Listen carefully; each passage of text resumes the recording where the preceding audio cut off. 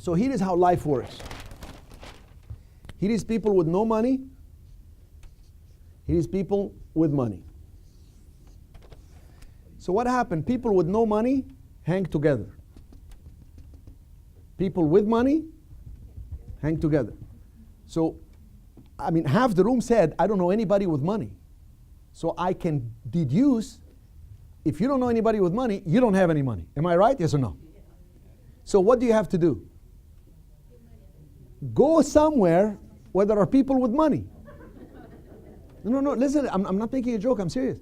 And when you meet one, what happens?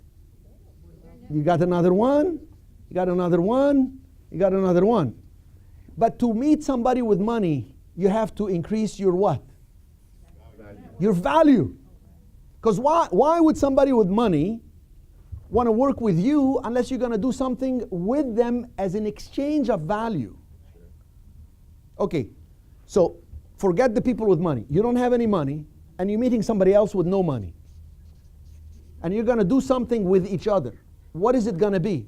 Can I do this for free for you, you do this for free for me? And then you're going to do something free for them. They're not going to reciprocate it because they don't have time. Because he who doesn't have money usually doesn't have also what? Time. And if you have no money and time, you don't also have what? Energy. So what do? You got to increase your value. What you're doing here is increasing your value. Just the fact that you will know more. If you're a broker, not, I mean broker than an average person. Broker as in like real estate. You're a real estate broker. And now you know the world of syndication.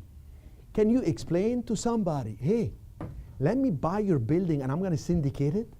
And let me explain to you what I'm going to do. I know you want $10 million. I want to set up a syndication and I'm going to bring investors who are going to cash you out. Can you do that, yes or no? Yes. Now you have value to talk to somebody with money.